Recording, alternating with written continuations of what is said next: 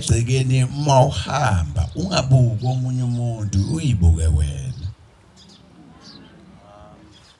ukuthi kuloku okuthiwa akwenziwa awusakwenzi yini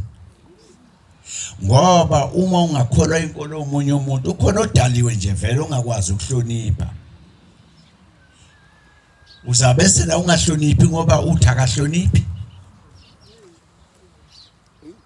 kodwa into engenzeka kuyibuka wena nokhanda isikhwama sakho sokwemukela izibusiso ukuthi singabhoboki okwesabisayo ke kunye ukwejwayela umuntu esewejwayele into ufana nomuntu ojwayela umlilo uzabe nezimbali lokwe-12 or 10 noma esehla siqaphele imbali bantwana abayingcwele siuphathe kahle umzi ekakhulu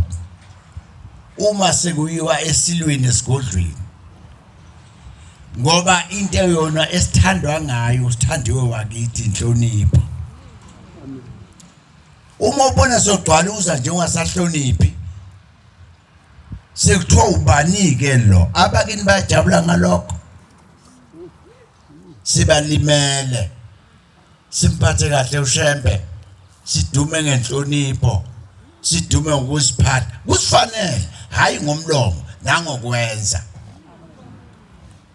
ngoba umuntu uhlonipha kabi ngomlomo kodwa ukwenza kuphambene noshembe nangokwenza asenze okuthandwa uNkulunkulu ngoba yena usithanda sonke amen bazawufika nabafowethu beqhamuka yonke indawo ngekhathi zeyimemezelo zikashembe sibaphathe kahle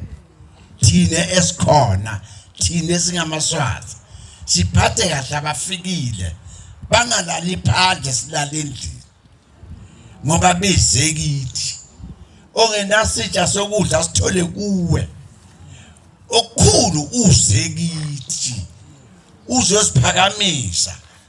uzosenza sidume njengoba sidumile yilawo mazwi engithi sisiphathe kahle sihlonipha abangenisayo ngayo yonke indlela ngoshembe wengcwele manje amen